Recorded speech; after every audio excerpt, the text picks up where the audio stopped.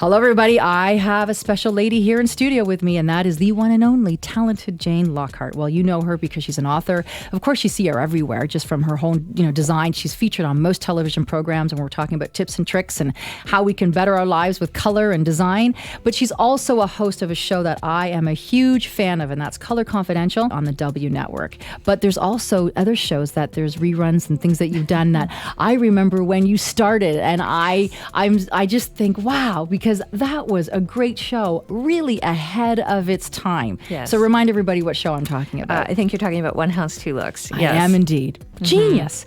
You really got to see you and your co-host. Yes. And what was the gentleman's name? Jason Cass. Yeah. So the two of you, same homes, but you two would come up with completely different looks. Yes. And how much fun was that? It really was fun. And I think it probably is a very good, I think you're right. It probably was ahead of its time because it really shows people how much you can take any space and make it your own based on color and or style. That it doesn't matter what you buy. Ultimately, I don't mean that in the real estate context, but I mean that whatever you get, you can always make it good. You can make it better. Yeah. And that's there's nothing wrong. And if you stick with what you like, right? I mean, honestly, you gotta love it. And there's no order of how to do things, is there, Jane? I mean, I know people will say, well, you gotta paint first, or you should paint the walls and then work around what paint you choose. But that's not necessarily the case. You can actually go shopping and find items that you fall in love with. Yes. And then leave the walls until you kind of know where you're going. Is that okay too? Absolutely. I mean, I think it's best to start with the most expensive thing so that you kind of know what you're committing to, and then everything else works with it or around it.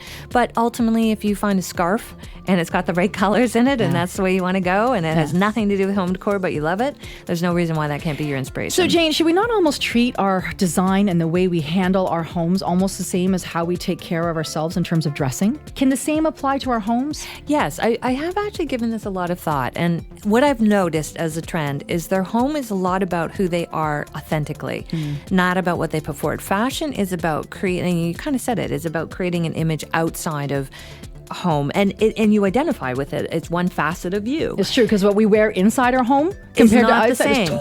It is totally different. And I think that one of the big things about home is being able to create a space that, yes, you can show your friends and be proud of, but also it allows you to be who you really are. And I think that's what's missing from so much discussion about home today. Obviously I watch television and I read magazines, and I feel that sometimes that ability to be authentic is missing. It's all about the trends, or it's about what you should have. And in a lot of cases, I think people seek out designers or decorators because what they're really trying to do, and they just can't articulate it, is find themselves in their own spaces. And I think that's a really important thing to note when you are doing design and that may be an out there paint color, no problem. It's just that it has to ring true for you. So you save them a lot of time and energy because you're helping them to understand really what fits for them. For them. And you have access to all of these things, that this is what you do day in and day out. Yeah, and it's our job to do that. Again, I think people's impression of a designer is that they spend a lot of money, which we can, but that's under your directive. Right. But that our job is purely aesthetic. That is absolutely an aspect of it. Function is an aspect of it. But I think the largely overlooked part is the anthropological part of it. The social science part of understanding how you live so that your things that you're purchasing match your lifestyle.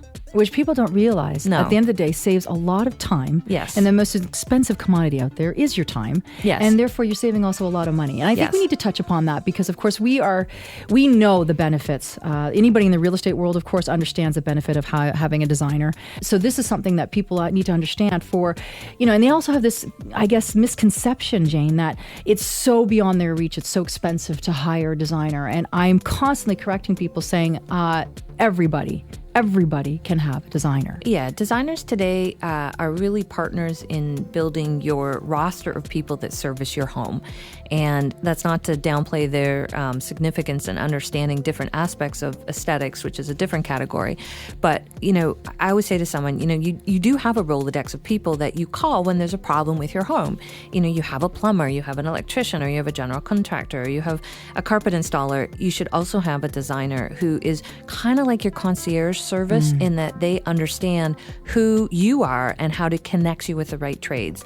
That's kind of how we see ourselves in our own business. Is we have lots of different guys who do different things, but we also pay attention to who's going to be a better fit personality-wise and or job-wise. So which person that lays floors would be ideal? Why you should use this floor company? Based on who you really are. I'm a high-maintenance, high-anxiety person, so there are certain people that do not fit my personality well. Okay, I'm not buying it because I can't see anybody not fitting Jane Lockhart. No. I'm sorry, but I'm totally not buying certain that. thing. And then there's other things I'm very laid back on, and I'm like, don't care. So depending on, for me, those kind of people, I have to have the right fit of the right person in my house. Because believe me, when they're in your house, you want to kill them if they don't get out of your face, right? So you need to have someone that you like. Yeah. And when you are hiring a contractor, you're marrying them. Very good. All right. Well, now we're going to take a quick break. So remember, everybody, if you have questions for Jane Lockhart, you want to reach out to realestatetalkshow.ca, or you can call our help desk anytime. That's 844-ASK-RETS. That's 844-ASK-RETS. And yes, it's toll free. When we come back, celebrity designer Jane Lockhart discusses upgrading and customizing new builds.